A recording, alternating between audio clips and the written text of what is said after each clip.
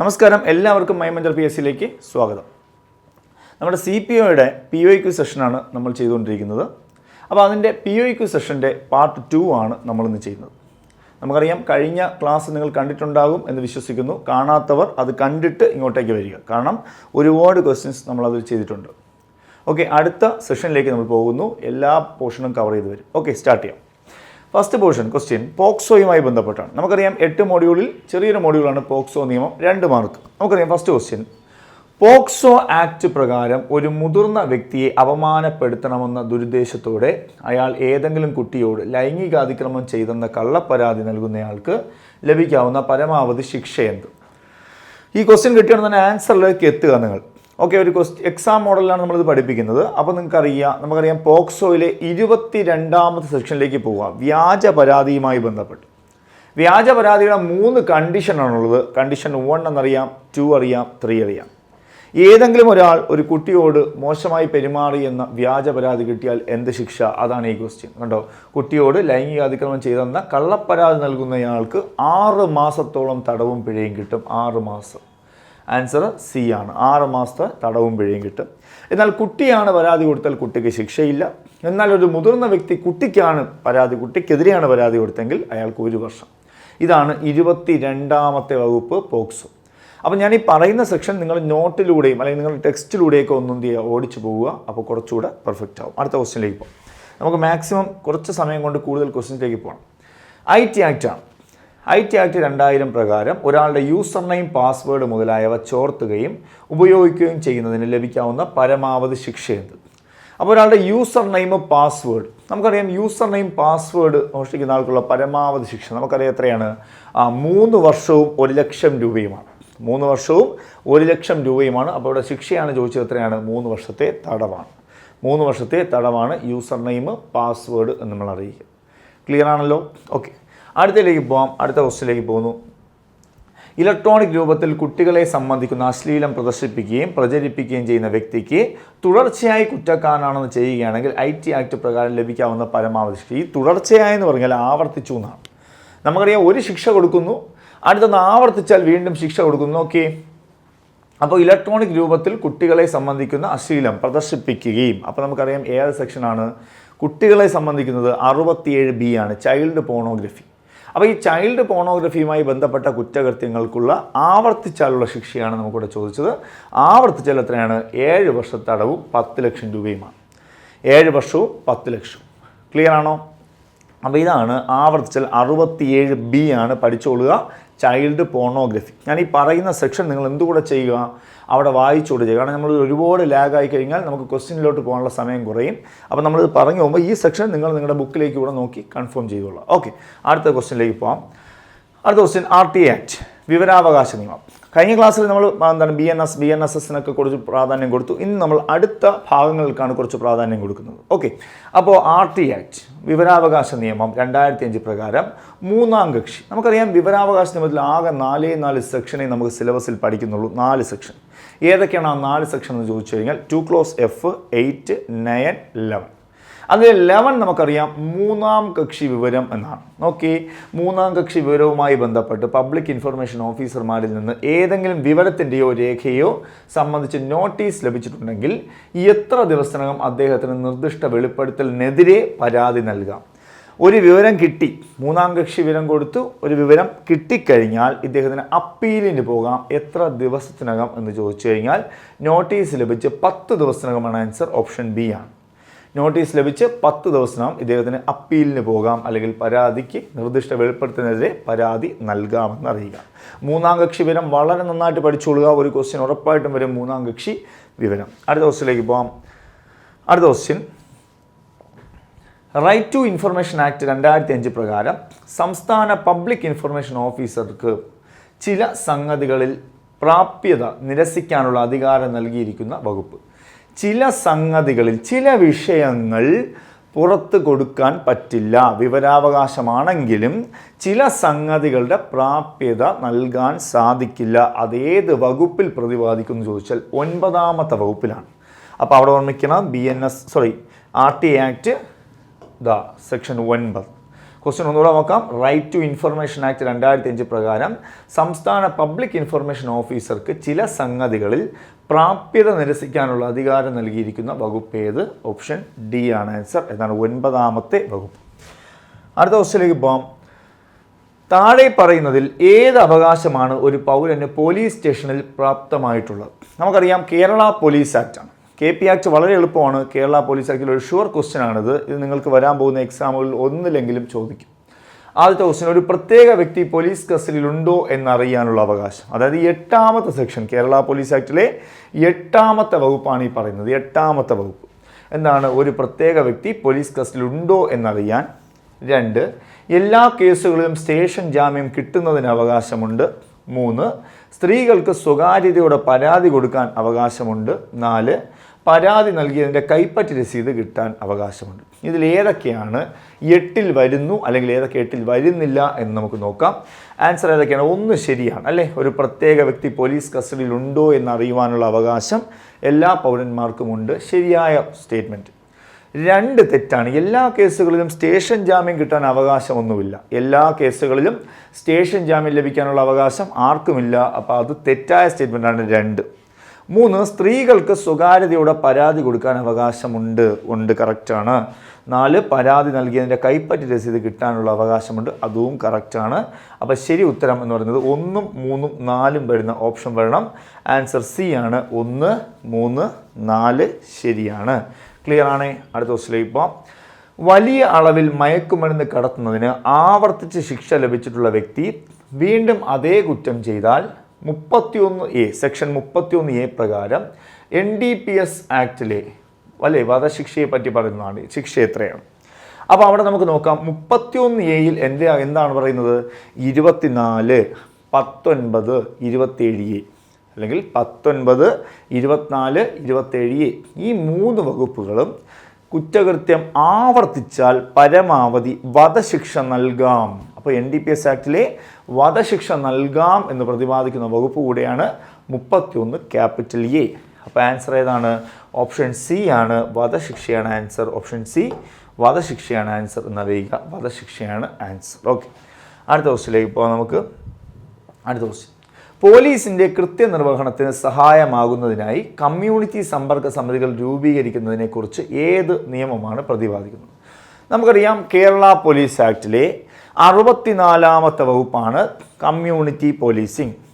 നമുക്കറിയാം ജനങ്ങളുടെ സഹായം അല്ലെ, കമ്മ്യൂണിറ്റി സമ്പർക്ക സമിതിയെ ഉൾപ്പെടുത്തി ജില്ലാ പോലീസ് മേധാവി നിയമിക്കുന്നതാണ് കമ്മ്യൂണിറ്റി പോലീസിംഗ് എന്ന് പറയുന്നത്. സർക്കാർ അനുമതിയോടുകൂടി പോലീസിനെ സഹായിക്കാൻ വേണ്ടി. അതാണ് സെക്ഷൻ 64. ഓപ്ഷൻ ഏതാണ്? Section 64 police act. Option A ആണ് ശരി ഉത്തരം. Section 64 Kerala police act. Important ആയ ഒരു സെക്ഷനാണ് section 64 KP act. Police act പ്രകാരം സ്പെഷ്യൽ പോലീസ് ഓഫീസറായി താൽക്കാലിക നിയമനത്തിന് പരിഗണിക്കപ്പെടാവുന്ന വ്യക്തിയുടെ പ്രായപരിധി എത്ര? അപ്പോൾ നമുക്കറിയാം കേരള പോലീസ് ആക്ടിലെ സ്പെഷ്യൽ പോലീസ് ഓഫീസർമാരെ പറ്റി പ്രതിപാദിക്കുന്ന വകുപ്പ് ഏത് എന്ന് ചോദിച്ചാൽ സ്പെഷ്യൽ പോലീസ് ഓഫീസർമാരെ പറ്റി പ്രതിപാദിക്കുന്ന വകുപ്പാണ് സെക്ഷൻ 98. ഏതാണ്? സെക്ഷൻ 98. അത് ഇവിടെ പറയുന്നു. എത്ര വയസ്സ് മുതലുള്ളവരെയാണ് സ്പെഷ്യൽ പോലീസ് ഓഫീസറായി പരിഗണിക്കാവുന്നതെന്ന് ചോദിച്ചാൽ 18 വയസ്സിനും 60 വയസ്സിനും ഇടയിലുള്ള ആരോഗ്യവാനും സൽസ്വഭാവിയും സന്നദ്ധനുമായ വ്യക്തികളെയാണ്. പ്രത്യേകിച്ച് NCC, NSS, SPC, വിരമിച്ച പോലീസുകാർ, പട്ടാളക്കാർ എന്നിവർക്ക് മുൻഗണന നൽകിക്കൊണ്ടാണ് സ്പെഷ്യൽ പോലീസ് ഓഫീസർമാരെ നിയമിക്കുന്നത്. ഇത് നമുക്കറിയാം സെക്ഷൻ 98 ആണ്. ഏതാണ്? Kerala police act. അപ്പോൾ ആൻസർ ഏതാണ്? ഓപ്ഷൻ ബി 18 വയസ്സ് മുതൽ 60 വയസ്സ് വരെ. മറ്റു വ്യക്തിയുടെ അല്ലേ ATM കാർഡ് ഉപയോഗിച്ച് മോഷണം നടത്തുന്നത് ശിക്ഷാർഹമാകുന്നത് ഏത് നിയമപ്രകാരം? നമുക്കറിയാം മറ്റു വ്യക്തിയുടെ ATM കാർഡ്, അയാളുടെ പാസ്വേഡ്, മറ്റ് നമ്പറുകൾ ഉപയോഗിച്ച്. അത് അറിയാം. വകുപ്പ് 66 IT ആക്ടിലെ ഏത് സെക്ഷൻ എന്ന് ചോദിച്ചാൽ 66C ആണ്. 66C. അതിങ്ങനെ ഓർത്താൽ C ഫോർ കാർഡ് എന്ന് ഓർമ്മിച്ച് എളുപ്പത്തിൽ കിട്ടും. എളുപ്പമായിട്ട് കിട്ടും അല്ലേ? 66C എന്ന് ഓർമ്മിക്കുക. അപ്പോൾ അവിടെ ഓർക്കേണ്ടത് IT ആക്ടിലെ ഏത് വകുപ്പെന്ന് ചോദിച്ചാൽ 66C. ഇവിടെ ഏത് നിയമം എന്നാണ് ചോദിച്ചത്? അത് IT ആക്ട്. ഓക്കെ അല്ലേ? ATM card. അടുത്ത ക്വസ്റ്റ്യൻ, മയക്കുമരുന്നിൻ്റെ ദുരുപയോഗവും കള്ളക്കടത്തും ശിക്ഷാർഹമാക്കുന്നത് കൊണ്ടുവന്ന പ്രത്യേക നിയമമേത്? അപ്പം മയക്കുമരുന്നിൻ്റെ ദുരുപയോഗവും ശിക്ഷാർഹമാക്കുന്ന ഒരു നിയമം ഏതാണെന്ന് ചോദിച്ചാൽ NDPS നിയമമാണ് അല്ലേ, narcotic drugs and psychotropic substance act 1985. ഈ നിയമത്തെക്കുറിച്ച് ഡീറ്റെയിൽ ആയിട്ട് നമ്മൾ എക്സൈസിൻ്റെ ഒരു ക്ലാസ് ചെയ്തിട്ടുണ്ട്. ആ ക്ലാസ് കൂടെ വേണമെങ്കിൽ ഒന്ന് കണ്ടിട്ട് പോയാൽ നന്നായിരിക്കും. കാരണം NDPS നിന്ന് ക്വസ്റ്റ്യൻ ചിലപ്പോൾ എക്സൈസിൻ്റെ ആ ഒരു ക്വസ്റ്റ്യൻ നിന്നും വരാം. ഓക്കെ, അപ്പോൾ നമ്മുടെ എക്സൈസിൻ്റെ ക്വസ്റ്റ്യൻ നിങ്ങൾക്ക് നല്ലവണ്ണം യൂസായി എന്നറിഞ്ഞു. അപ്പോൾ അതുപോലെ നിങ്ങൾക്ക് തീർച്ചയായിട്ടും CPOയുടെ ക്വസ്റ്റ്യനും യൂസാവും. നമ്മൾ ഈ പഠിക്കുന്നതിനകത്ത് നിങ്ങൾക്ക് ഒരുപാട് ക്വസ്റ്റ്യൻസ് കിട്ടും, ഷുവറാണ്.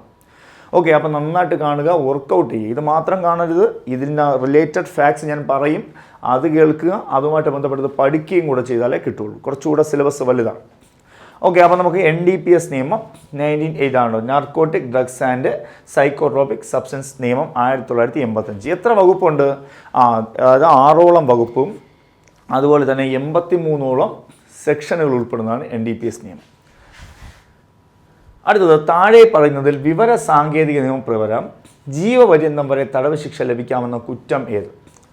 അതായത് ജീവപര്യന്തം, ബാക്കി മിക്കവാറും എല്ലാം 3 വർഷമൊക്കെയാണ് വരുന്നത്, ആവർത്തിച്ചാൽ 7, 10 അങ്ങനെയൊക്കെ വരും.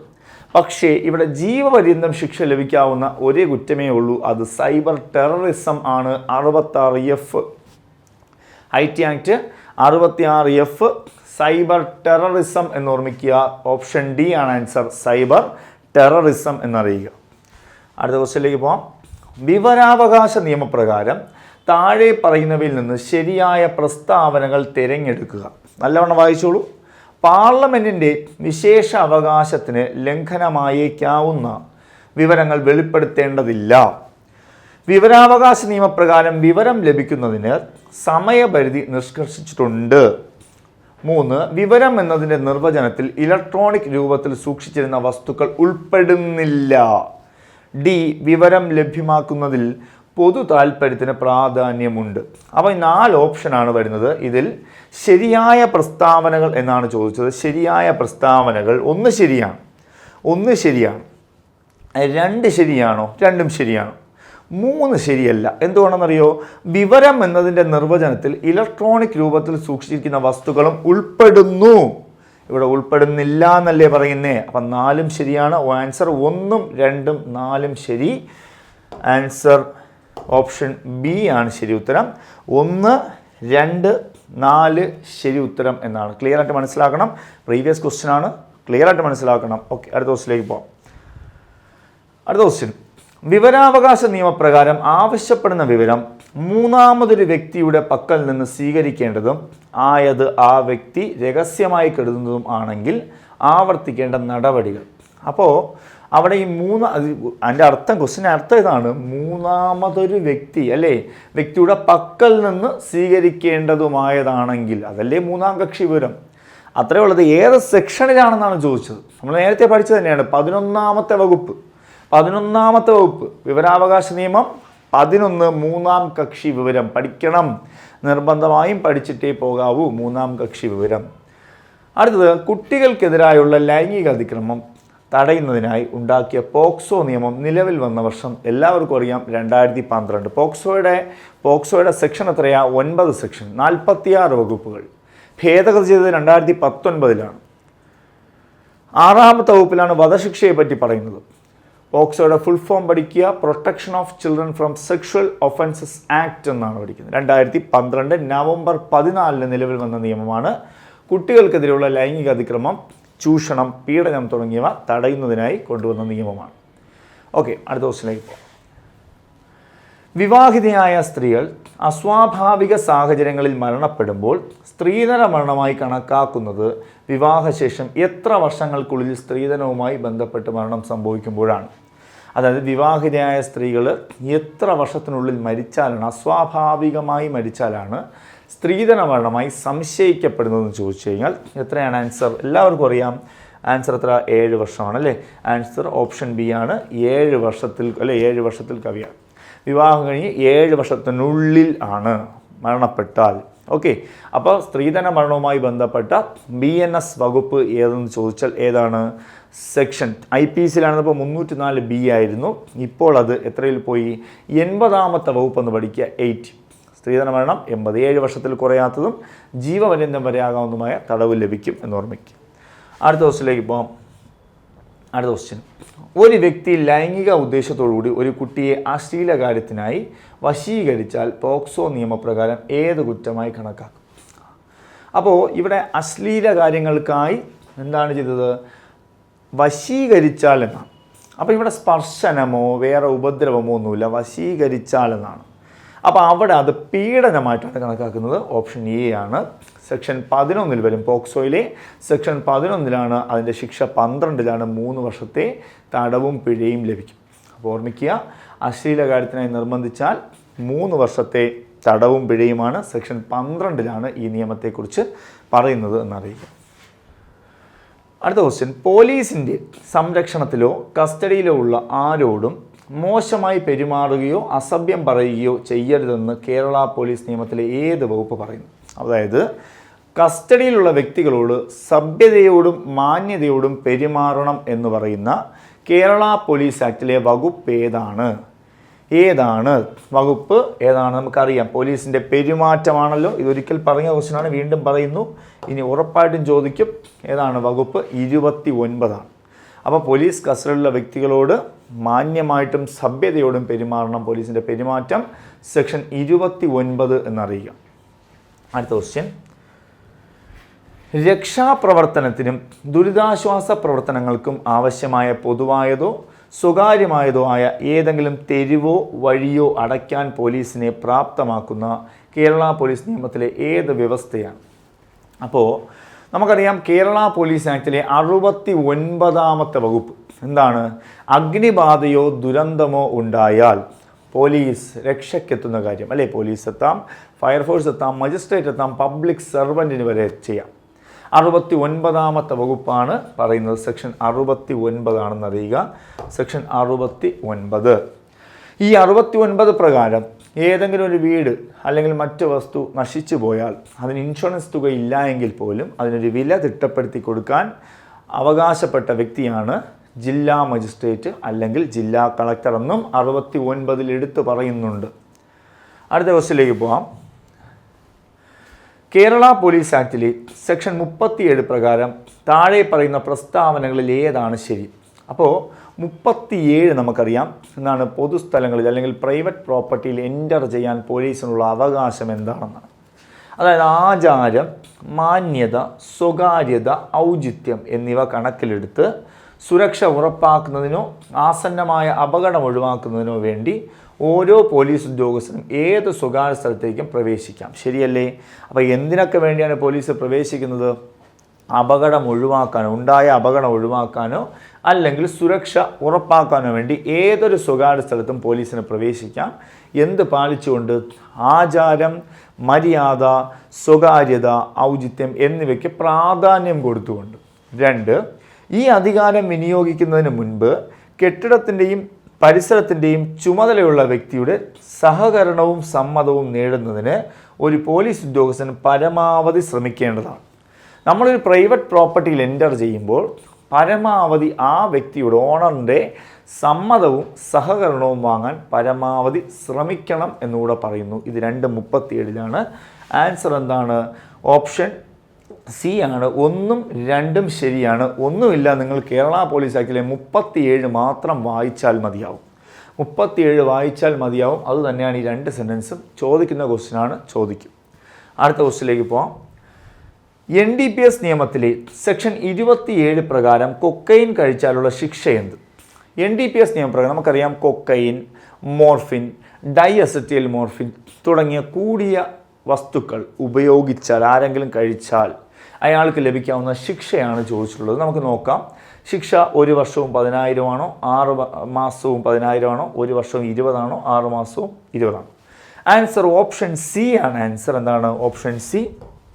ആൻസർ 1 വർഷം വരെ കഠിന തടവ് അല്ലെങ്കിൽ 20,000 രൂപ വരെ പിഴ അല്ലെങ്കിൽ രണ്ടും കൂടിയോ. അപ്പോൾ 1 വർഷം വരെ കഠിന തടവ് അല്ലെങ്കിൽ 20,000 രൂപ വരെ പിഴ അല്ലെങ്കിൽ രണ്ടും കൂടിയോ കിട്ടും. ഓപ്ഷൻ സി ആണ് ആൻസർ. NDPSലെ സെക്ഷൻ 27 നന്നായിട്ട് മനസ്സിലാക്കുക, ഉപയോഗിച്ചാൽ. എന്നാൽ ഇതല്ലാതെ അല്ലേ? നമുക്കറിയാം കൊക്കൈൻ, മോർഫിൻ, ഡൈഅസെറ്റിൽ മോർഫിൻ അല്ലെങ്കിൽ കേന്ദ്ര സർക്കാർ ഗസറ്റിൽ വിജ്ഞാപനം ചെയ്തിട്ടുള്ള വസ്തുക്കൾ ഉപയോഗിച്ചാലും ഈ ശിക്ഷ കിട്ടും. എന്നാൽ ഇതല്ലാത്ത വസ്തുക്കൾ ഉപയോഗിച്ചാൽ ഈ 1 വർഷം എന്നത് 6 മാസമാകും, 20,000 അല്ലേ 10,000. അപ്പോൾ അതാണ് അവിടുത്തെ ശിക്ഷ എന്നറിയുക. സെക്ഷൻ 27.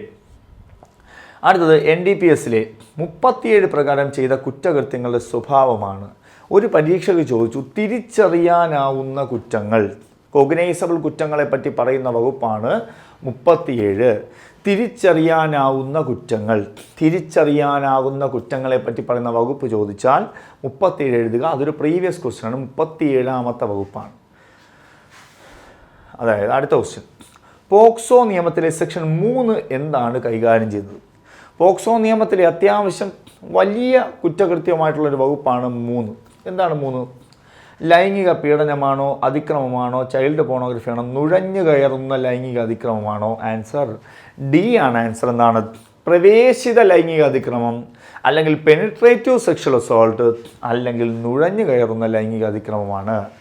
അവിടെ ഒരു ബലാത്സംഗത്തിന് തുല്യമായ കുറ്റമാണ് 3ൽ പറയുന്നത്. അതിൻ്റെ ശിക്ഷ 4ലും ആണ് പറയുന്നത്. ഓർമ്മിച്ചേക്കുക, അത് ഓപ്ഷൻ ഡി ആണ് ആൻസർ, നുഴഞ്ഞു കയറുന്ന ലൈംഗിക അതിക്രമത്തിൻ്റെ നിർവചനം. അടുത്തത്, കുട്ടിയല്ലാത്തവർ ഒരു കുട്ടിക്കെതിരെ തെറ്റായ പരാതി നൽകുകയോ തെറ്റായ വിവരങ്ങൾ നൽകുകയോ ചെയ്താൽ അത് തെറ്റാണെന്നറിഞ്ഞ് അങ്ങനെ പോക്സോ നിയമപ്രകാരമുള്ള ഏതെങ്കിലും കുറ്റകൃത്യങ്ങളിൽ അത്തരം കുട്ടിയെ ഇരയാക്കുകയാണെങ്കിൽ ഏതുവരെ നീണ്ടു നിൽക്കുന്ന തടവ് ലഭിക്കും? അതായത് ഒരു കുട്ടിക്കെതിരെ വ്യാജ പരാതി കൊടുക്കുന്ന ഒരു വ്യക്തി, മനഃപൂർവ്വം ആ പരാതി തെറ്റാണെന്ന് അറിഞ്ഞുകൊണ്ട് വ്യാജ പരാതി കൊടുക്കുന്ന വ്യക്തിക്കുള്ള ശിക്ഷയാണ് ചോദിച്ചത്. നമ്മൾ നേരത്തെ പഠിച്ചതാണ് 22ാമത്തെ വകുപ്പിൽ. അതിൽ നമ്മൾ വേറൊരു സെക്ഷനാണ് പഠിച്ചത്. പക്ഷേ ഇന്ന് 22ലെ 2ാമത്തെ സബ്സെക്ഷൻ അല്ലെ 3ാമത്തെ സബ്സെക്ഷനാണ്. അതായത് ഒരു കുട്ടിക്കെതിരെ ആരെങ്കിലും വ്യാജ പരാതി കൊടുക്കുകയാണെങ്കിൽ 6 മാസമാണോ, 1 വർഷമാണോ, 3 ആണോ, മുകളിൽ പറഞ്ഞ ഒന്നുമല്ല. ആൻസർ 1 വർഷം അല്ലെങ്കിൽ പിഴയോ അല്ലെങ്കിൽ രണ്ടും കൂടിയോ ലഭിക്കാം. അതാണ് ഓപ്ഷൻ ബി ആണ് ആൻസർ. കുട്ടിക്കെതിരെ ആരെങ്കിലും വ്യാജ പരാതി കൊടുത്താൽ 1 വർഷം. പക്ഷെ കുട്ടിയാണ് വ്യാജ പരാതി, കുട്ടിക്ക് ശിക്ഷയില്ല. ക്ലിയർ?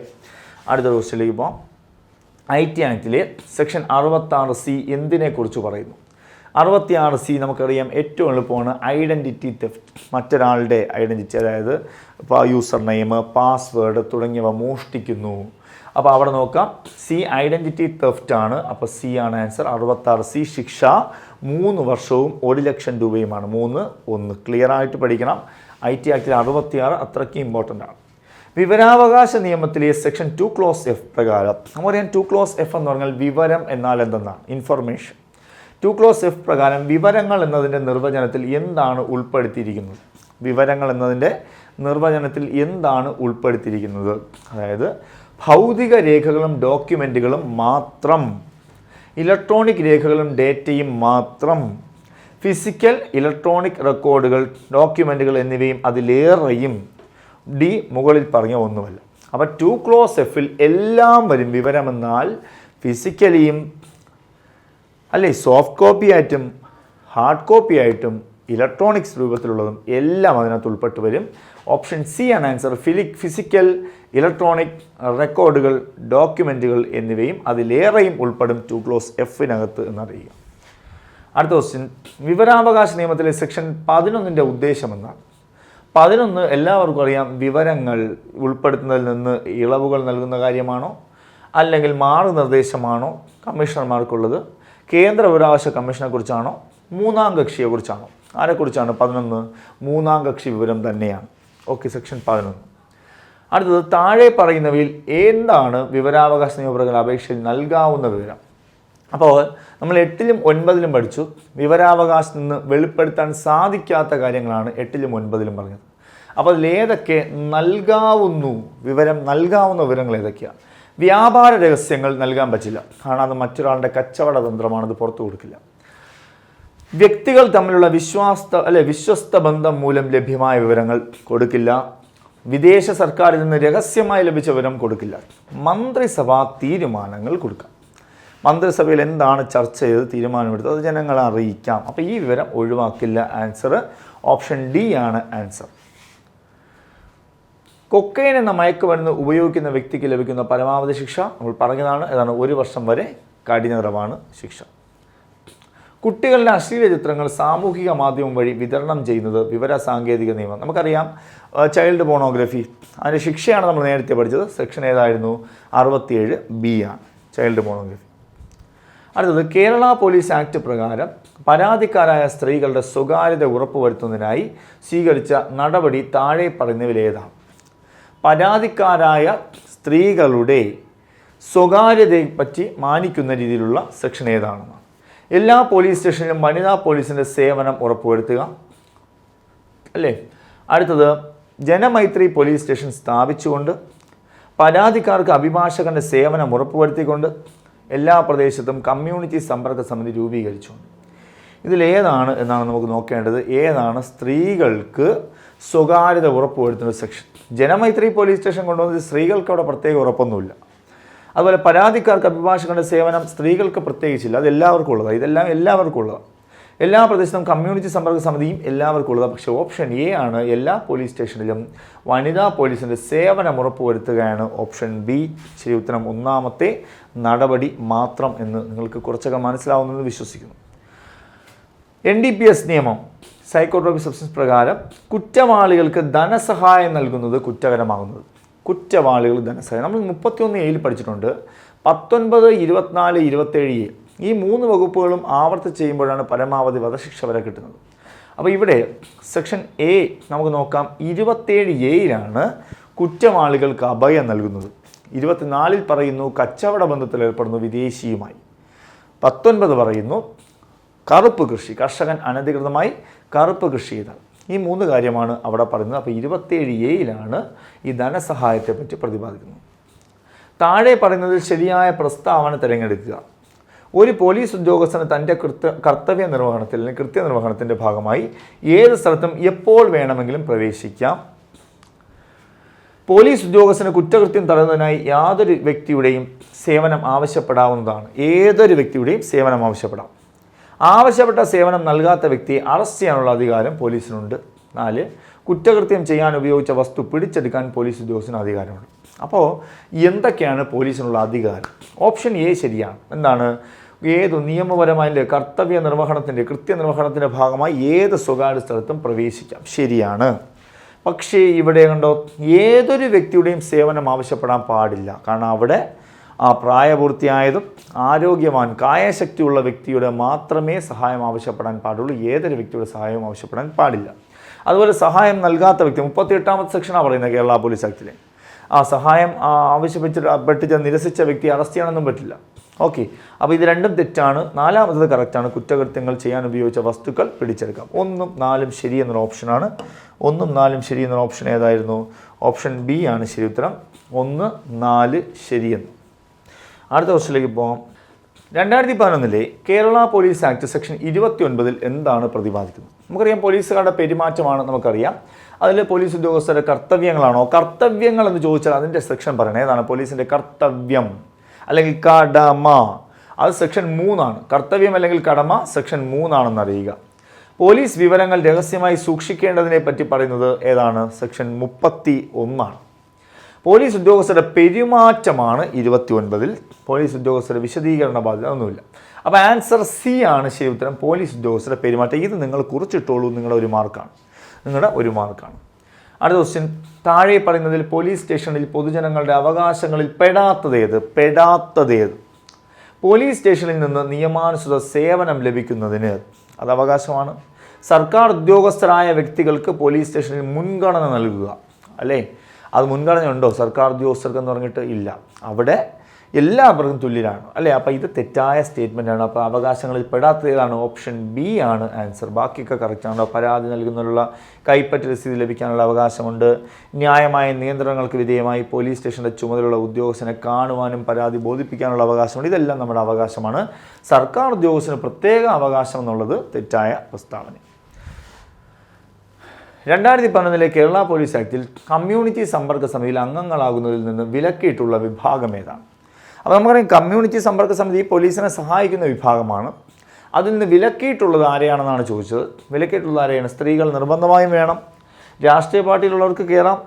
പക്ഷേ അഴിമതി, സാൻമാർഗിക അധപ്പതനം, പെരുമാറ്റ ദൂഷ്യം എന്നീ കാരണങ്ങളാൽ ഉദ്യോഗത്തിൽ നിന്ന് നീക്കം ചെയ്തവരെ ഒരിക്കലും അതിൽ കയറ്റരുത്. ദാരിദ്ര്യരേഖയ്ക്ക് താഴെയുള്ളവർ അതൊന്നും പ്രശ്നമല്ല. അപ്പോൾ സി ആണ് ആൻസർ. എന്താണ്? മോശം പെരുമാറ്റവും മോശം സ്വഭാവമുള്ളവരെ ഈ കമ്മ്യൂണിറ്റി സമ്പർക്ക സമിതിയിൽ ഉൾപ്പെടുത്താൻ പാടില്ല. Section 64. 1985 narcotic drugs and psychotropic substance ആക്ടിലെ ഏത് വകുപ്പ് പ്രകാരമാണ് മുൻ ശിക്ഷയ്ക്ക് ശേഷമുള്ള കുറ്റകൃത്യങ്ങൾക്ക് വധശിക്ഷ നൽകുന്നു? അതായത് ആവർത്തിക്കുന്നതിന് വധശിക്ഷ നൽകുന്നത് ഏതൊക്കെയാണെന്ന് ചോദിച്ചാൽ ഏതാണ്? സെക്ഷൻ 31A അല്ലേ? വധശിക്ഷ മുൻ ശിക്ഷയ്ക്ക് ശേഷമുള്ള ആവർത്തിച്ച് ചെയ്താൽ വധശിക്ഷ ലഭിക്കും. 3 സെക്ഷനാണ് 19, 24, 27. 1985 narcotic drugs and psychotropic substance act പ്രകാരം ശിക്ഷാർഹമായ എല്ലാ കുറ്റങ്ങളും എന്തൊക്കെയായിരിക്കും?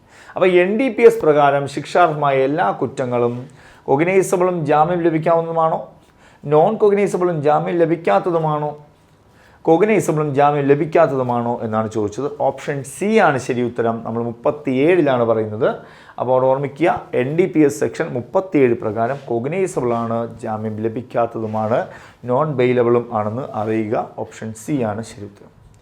അടുത്തത് 2012 ലൈംഗിക അതിക്രമങ്ങളിൽ നിന്നുള്ള കുട്ടികളുടെ സംരക്ഷണ നിയമം, അതാണല്ലോ പോക്സോ നിയമം. അതിലൊരു കുട്ടിയുടെ മേൽ ലൈംഗിക ആക്രമണം നടത്തിയാൽ താഴെ പറയുന്നവയിൽ ഏത് ശിക്ഷയാണ് നിർദ്ദേശിക്കുന്നത്?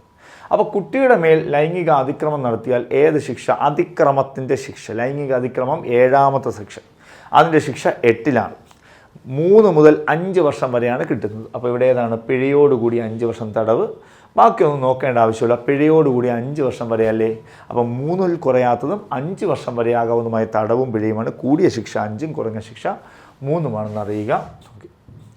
അടുത്തത് 2012 ലൈംഗിക അതിക്രമങ്ങളിൽ നിന്നുള്ള കുട്ടികളുടെ സംരക്ഷണ നിയമം അനുസരിച്ച് താഴെ പറയുന്നവയിൽ ഗൗരവതര ലൈംഗിക ആക്രമണം അല്ലാത്തത്. ഈ ഗൗരവതരം എന്ന് പറയുന്നത് നമുക്ക് സിലബസിൽ ഇല്ല എങ്കിൽ ഇത് ചോദിച്ചുള്ളൊരു ക്വസ്റ്റ്യനാണ്.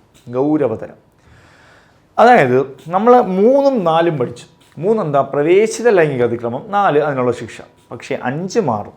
ഗൗരവതര പ്രവേശിത ലൈംഗിക അതിക്രമവും 6 ഗൗരവതര പ്രവേശിത ലൈംഗിക അതിക്രമത്തിൻ്റെ ശിക്ഷയുമാണ്. നമുക്കതിൽ എന്തൊക്കെ വരാം? 1ലധികം തവണ കുട്ടിക്ക് നേരെയുള്ള ലൈംഗിക അതിക്രമം ഗൗരവതരം തന്നെയാണ്. 16 വയസ്സിന് താഴെയുള്ള ഒരു കുട്ടിക്ക് നേരെയുള്ള കടന്നുകയറ്റത്തിലുള്ളത് നോക്കണം. ഒരു കുട്ടിക്ക് നേരെ സംഘം ചേർന്ന് കടന്നുകയറ്റത്തിലൂടെയുള്ള ലൈംഗിക അതിക്രമം ഗൗരവതരമാണ്. സംഘം ചേർന്ന് മുകളിൽ കൊടുത്തിരിക്കുന്നവ ഒന്നുമല്ല എന്നാണ് ആൻസർ. ഓപ്ഷൻ ബി ആണ്. 16 വയസ്സിൽ താഴെയുള്ള ഒരു കുട്ടിക്ക് നേരെയുള്ള കടന്നുകയറ്റത്തിലുള്ള ലൈംഗിക അതിക്രമം ഗൗരവതരമല്ല. കാരണം അവിടെ ഗൗരവതരം വെച്ചാൽ 16 വയസ്സെന്നല്ല അവിടെ പറയുന്നത്. 18 വയസ്സിൽ താഴെയുള്ള എല്ലാം ഗൗരവതരം തന്നെയാണ്. ഈ ഗൗരവതരം എന്ന വാക്കിനർത്ഥം ഈ പറയുന്ന എന്താണ്, പോലീസോ അല്ലെങ്കിൽ പബ്ലിക് സർവൻറ്റ്, കുട്ടിയുടെ രക്ഷകർത്താവ്, ആ കുട്ടിയെ ആവർത്തിച്ച് കുട്ടിയെ ജീവച്ഛവമാക്കുക, ഇങ്ങനെയുള്ള കാര്യങ്ങൾ ചെയ്യുന്നതാണ് ഗൗരവതരം എന്ന് പറയുന്നത്. അപ്പോൾ ഇതിൻ്റെ ആൻസർ ഓപ്ഷൻ ബി ആണ് വരുന്നത്. ഇത് എല്ലാവർക്കും കൺഫ്യൂഷൻ വരുന്ന ഒരു സെക്ഷനാണ്. ഇത് നമുക്കറിയാം, എന്താണ് BNS നമുക്ക് പറയുന്ന ഒരു സെക്ഷനാണ് 16 വയസ്സിൽ താഴെയുള്ളത്. ഓക്കെ. അടുത്തത് 2000 IT ആക്ട് പ്രകാരം ഡാറ്റ പരിരക്ഷിക്കുന്നതിൽ പരാജയപ്പെട്ടാൽ താഴെ പറഞ്ഞവരിൽ ആരാണ് നഷ്ടപരിഹാരം നൽകാൻ ബാധ്യസ്ഥരായിട്ടുള്ളത്? ഡാറ്റ സംരക്ഷിക്കുന്നതിൽ പരാജയപ്പെട്ടാൽ നമുക്ക് പഠിച്ചിട്ടുണ്ട് അല്ലെ? ഡാറ്റ സംരക്ഷണം അതിൽ സർക്കാർ ഏജൻസികൾ മാത്രം, ഡാറ്റ നേരിട്ട് കൈകാര്യം ചെയ്യുന്ന വ്യക്തികൾ മാത്രം, സെൻസിറ്റീവ് സ്വഭാവത്തിലുള്ള വ്യക്തിഗത ഡാറ്റയോ വിവരങ്ങളോ കൈവശം വയ്ക്കുന്നതോ കൈകാര്യം ചെയ്യുന്നതോ ആയ ഏതൊരു കമ്പനിയും, ലാഭേച്ഛയില്ലാത്ത സ്ഥാപനങ്ങൾ മാത്രം. ആൻസർ ഏതാണ്? ഓപ്ഷൻ സി ആണ്. സെൻസിറ്റീവ് സ്വഭാവത്തിലുള്ള വ്യക്തിഗത ഡാറ്റയോ വിവരങ്ങളോ കൈവശം വയ്ക്കുന്നതോ കൈകാര്യം ചെയ്യുന്നതോ ആയ ഏതൊരു കമ്പനിയും എന്നാണ് വരുന്നത്. അപ്പോൾ അവിടെ ഓർമ്മിക്കുക, ഏതാണ്? വിവര സാങ്കേതിക നിയമപ്രകാരം ഡേറ്റ പരിരക്ഷിക്കുന്നതിൽ അല്ലെ വീഴ്ച വരുത്തുന്ന ഏതൊരു വ്യക്തിയും.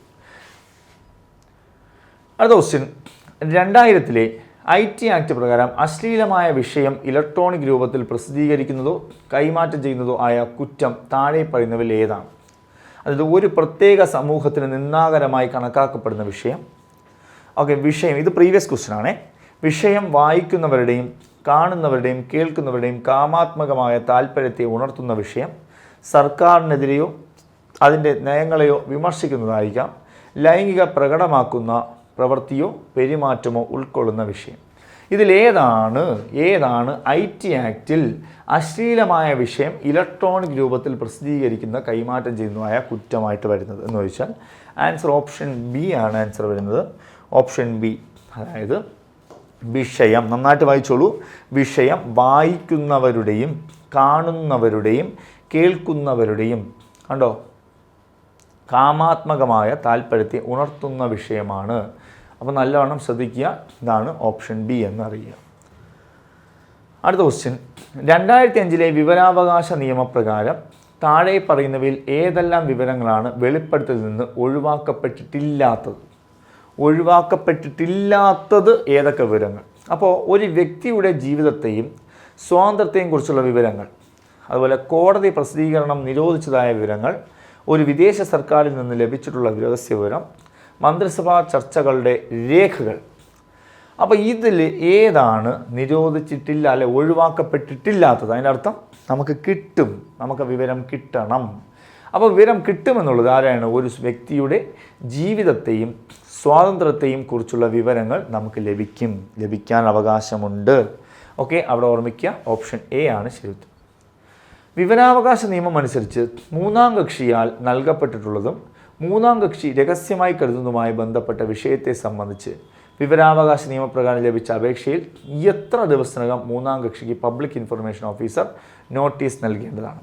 അപ്പോൾ മൂന്നാം കക്ഷിയുമായി ബന്ധപ്പെട്ട ഒരു വിഷയത്തിൽ മൂന്നാം കക്ഷിയോട് വിവരമാരായാൻ എത്ര ദിവസത്തിനകം നോട്ടീസ് കൊടുക്കണമെന്ന് ചോദിച്ചാൽ 5 ദിവസത്തിനകത്ത് നോട്ടീസ് കൊടുക്കണം. ഓപ്ഷൻ ഡി ആണ് ശരി.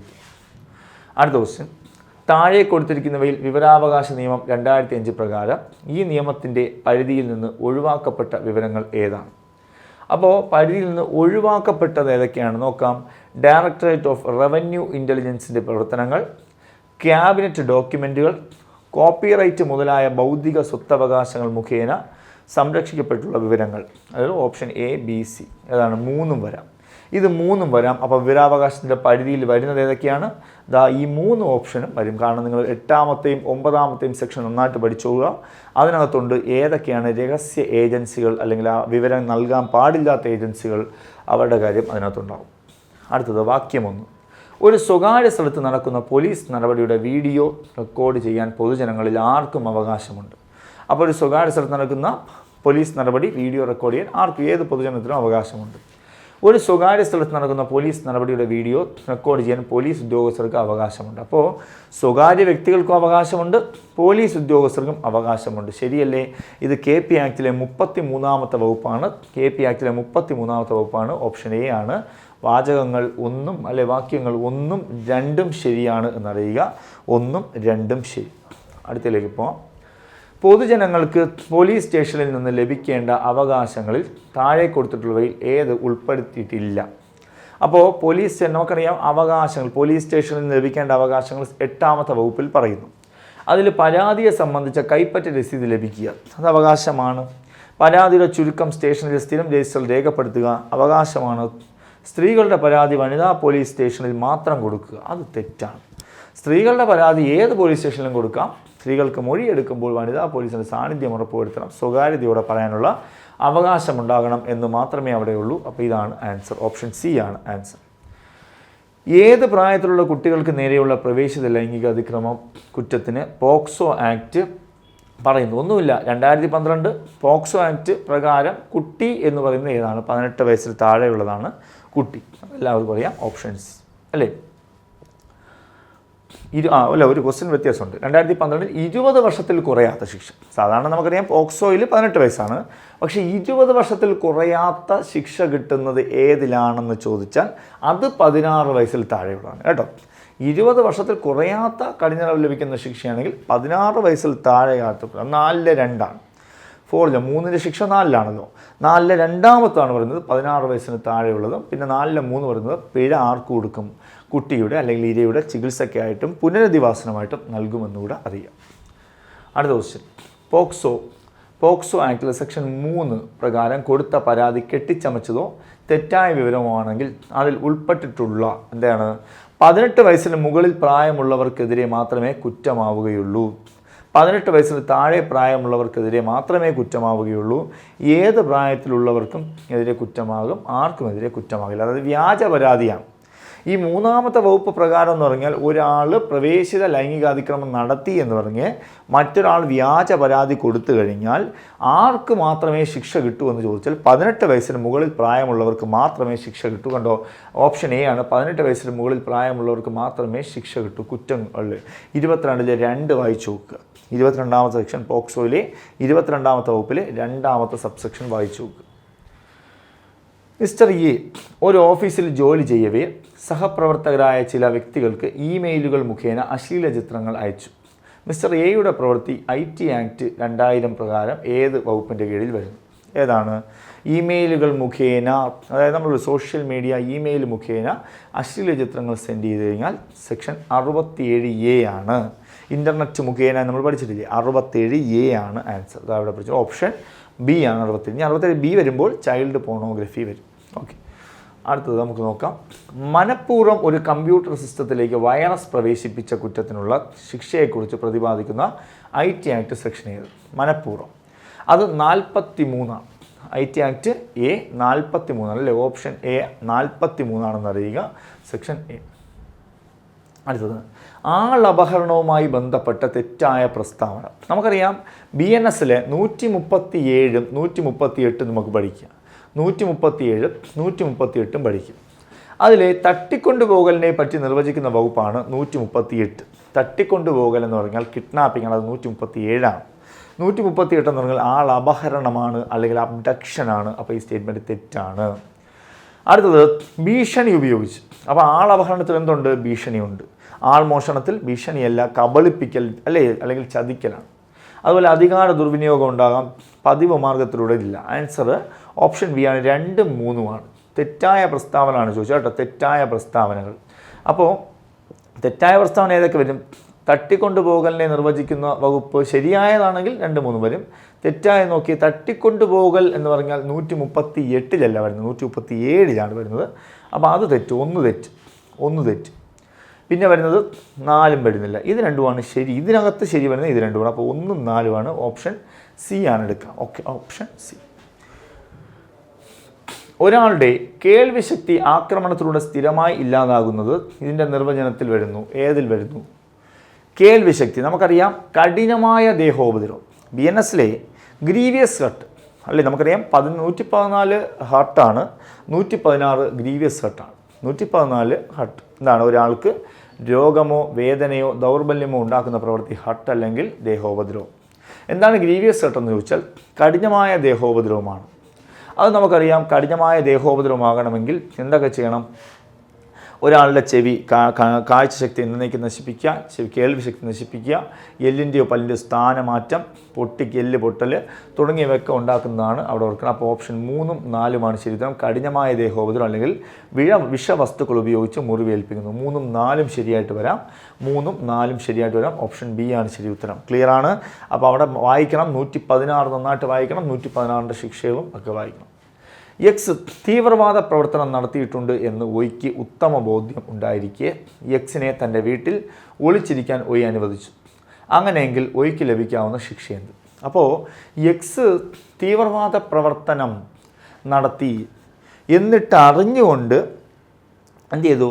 വീട്ടിൽ ഒളിച്ചിരിക്കാൻ സഹായിച്ചു. അപ്പോൾ അവിടെ ശിക്ഷ നമുക്കറിയാം 113 113ാമത്തെ വകുപ്പിൽ തീവ്രവാദ പ്രവർത്തനം നമ്മൾ പഠിച്ചു. അതിനകത്തൊരു സബ്സെക്ഷൻ്റെ ക്വസ്റ്റ്യനാണ്. തീവ്രവാദ പ്രവർത്തനം നടത്തുന്ന ആളെന്ന് അറിഞ്ഞുകൊണ്ട് അയാൾക്ക് അഭയം നൽകിയാൽ ശിക്ഷ എന്ന് പറഞ്ഞാൽ ഓപ്ഷൻ ഏത് വരാം? 3. ഓപ്ഷൻ ഡി ആണ്. 3 വർഷത്തിൽ കുറയാത്തതും ജീവപര്യന്തം വരെയാകാവുന്നതുമായ തടവും പിഴയും. അത് 113ാമത്തെ സെക്ഷനിലെ 6ാമത്തെ സബ്സെക്ഷൻ നിങ്ങൾ വായിച്ചു നോക്കണം. 113 6ാമത്തെ സബ്സെക്ഷൻ നിങ്ങൾ വായിച്ചു നോക്കുക. എത്രയാണ്? 3 വർഷത്തിൽ കുറയാത്തതും ജീവപര്യന്തം വരെയാകാവുന്നതുമായ തടവും പിഴയും കിട്ടുമെന്ന് ഓർമ്മിക്കുക. അടുത്തതിലേക്ക് പോകുന്നു. എക്സിൽ നിന്ന് പണം തട്ടുന്നതിന് വേണ്ടി ഒയ് എക്സിൻ്റെ മകനെ കഠിനമായ ദേഹോപദ്രവം ഏൽപ്പിക്കുന്നു. ഈ പ്രസ്താവനയുമായി ബന്ധപ്പെട്ട BNSലെ സെക്ഷൻ ഏത്? അപ്പോൾ എക്സിൽ നിന്ന് പണം തട്ടുന്നതിന് വേണ്ടി ഒയ് എക്സിൻ്റെ മകനെ കഠിനമായ ദേഹോപദ്രവം ഏൽപ്പിക്കുന്നു. ഉണ്ടോ? അപ്പം വേറെ നമുക്ക് കഠിനമായ ദേഹോപദ്രവം 116 പഠിച്ചത്. 118 ആയുധം വെച്ച്. ഇനി 119 എന്താണ്, 120 എന്താണെന്ന് പഠിക്കണം. 119 എന്ന് പറഞ്ഞാൽ എന്തോ ഒരു വ്യക്തിയെ എന്താണ് പണം തട്ടിയെടുക്കാൻ വേണ്ടി ഉപദ്രവിക്കുന്നു, കഠിനമായ ദേഹോപദ്രവം ഏൽപ്പിക്കുന്നുവെങ്കിൽ അത് ഓപ്ഷൻ ബി ആണ് ആൻസർ. 119 ആണ്. 119 ആണ് പഠിക്കുക. 119.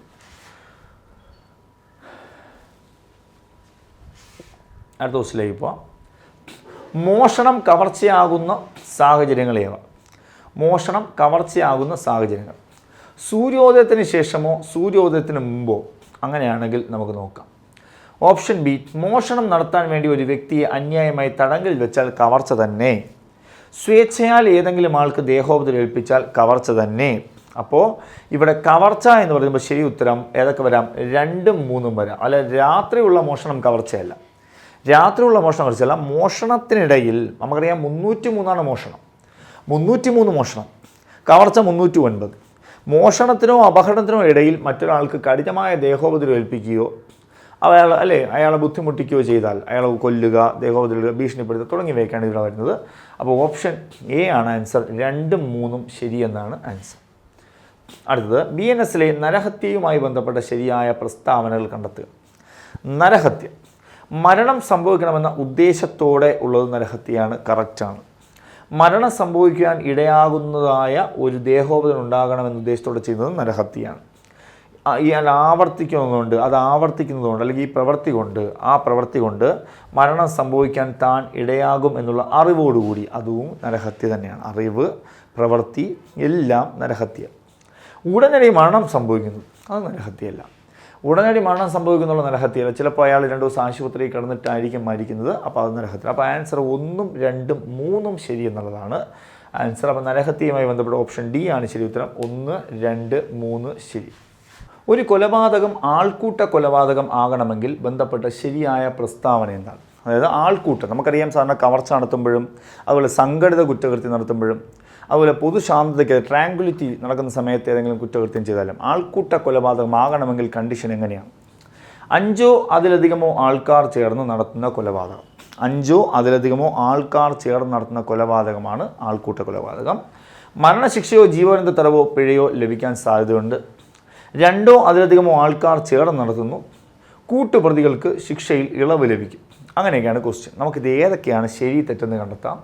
ആദ്യത്തെ സ്റ്റേറ്റ്മെൻറ്റ് നമുക്കറിയാം ഏതാണ്? 5 അതിലധികം ആൾക്കാർ ചേർന്ന്, കറക്റ്റാണ്, ശരി ഉത്തരം. 2 ഇവർക്കെല്ലാവർക്കും മരണശിക്ഷയോ ജീവപര്യന്തമോ കിട്ടാം, അതും കറക്റ്റാണ്. പക്ഷെ 3 2 അതിലധികം ആൾക്കാർ, അത് തെറ്റാണ്. 4 കൂട്ടുപ്രതികൾക്ക് ഇളവൊന്നും കിട്ടില്ല, കാരണം കൂട്ടുപ്രതികൾക്കും എല്ലാവർക്കും തുല്യ ശിക്ഷയാണ് കിട്ടുന്നത്. അപ്പോൾ ആൻസർ ഓപ്ഷൻ ഡി ആണ് ആൻസർ. 1, 2 ശരിയെന്നാണ്. അടുത്ത ക്വസ്റ്റ്യൻ, എക്സിൻ്റെ ഉപേക്ഷാപരമായ ഡ്രൈവിങ്ങിനാൽ ഒയ് മരണപ്പെടുകയും സംഭവത്തെപ്പറ്റി ഉടൻ തന്നെ പോലീസ് ഓഫീസറെയോ മജിസ്ട്രേറ്റിൻ്റെയോ റിപ്പോർട്ട് ചെയ്യാതെ എക്സ് രക്ഷപ്പെട്ടാൽ അയാൾക്ക് ലഭിക്കാവുന്ന പരമാവധി ശിക്ഷ എന്താണ്? അപ്പോൾ കണ്ടോ, എക്സിൻ്റെ ഉപേക്ഷാപരമായ ഡ്രൈവിങ്ങിനാൽ നമ്മൾ 106ാമത്തെ സെക്ഷനിലേക്ക് എത്തും. ഞാനീ പറഞ്ഞ 106ാമത്തെ വകുപ്പിലേക്ക് എത്തുക.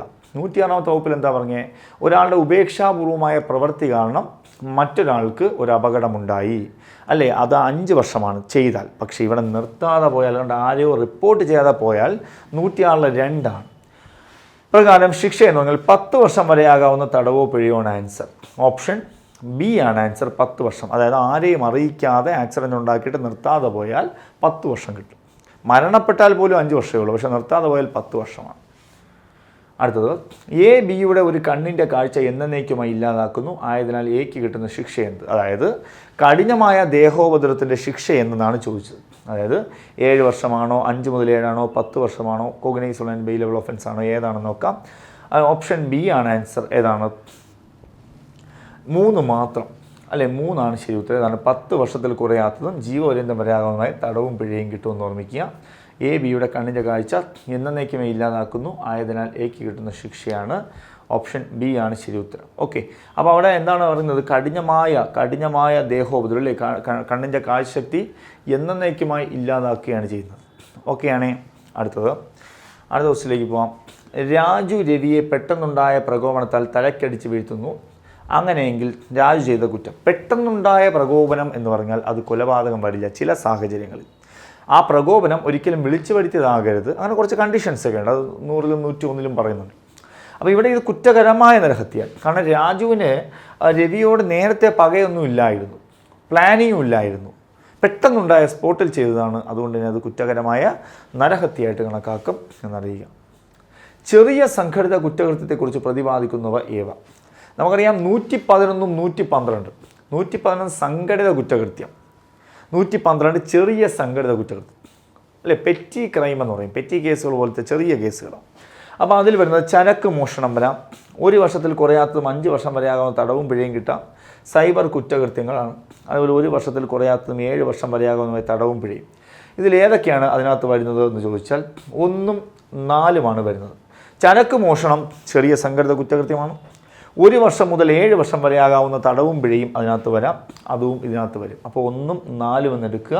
ഇതാണ് ചെറിയ സംഘടിത കുറ്റകൃത്യം. നിങ്ങൾ വായിച്ച് നോക്കണം 112. ഞാൻ ഈ ക്വസ്റ്റ്യൻ പറയുന്നത് അതിൻ്റെ സെക്ഷൻസ് നിങ്ങൾ വീട്ടിലിരുന്ന് നന്നായിട്ടൊന്ന് പഠിക്കണം കേട്ടോ. 112 ഇതേപോലെ നമുക്ക് ചിലപ്പോൾ ക്വസ്റ്റ്യൻ പേപ്പറൊന്നും വരില്ല, ഇതുമായിട്ട് റിലേറ്റ് ചെയ്ത ഫാക്ട്സ് വരും. അപ്പോൾ നമ്മളത് കംപ്ലീറ്റ് പഠിക്കണം, 112 പഠിക്കണം. അടുത്തത്, എ എന്ന കള്ളൻ ബി എന്നയാളുടെ വീട്ടിൽ മോഷണം നടത്തുന്നു. തടയുവാൻ ശ്രമിച്ച ബിയെ ആക്രമിക്കുന്നു. അപ്പോൾ സ്വയരക്ഷാർത്ഥം എയെ കത്തിയെടുത്ത് കുത്തുകയും എ മരണപ്പെടുകയും ചെയ്യുന്നു. ഇവിടെ ബി എന്ത് ചെയ്തു? അതായത് ഒരാളുടെ വീട്ടിൽ ഒരാൾ മോഷ്ടിക്കാൻ കയറുന്നു, എന്നിട്ട് ആ ആളെ ഉപദ്രവിക്കുന്നു കള്ളൻ. പക്ഷേ അയാൾ സ്വയരക്ഷാർത്ഥം തിരിച്ചടിച്ചു, കള്ളൻ മരിച്ചുപോയി. എന്താണ് കുറ്റം? ജീവപര്യന്തം തടവ് ശിക്ഷയ്ക്ക് ബാധ്യസ്ഥനാണ്. ആരാണ്? ഈ വീട്ടുടമസ്ഥൻ.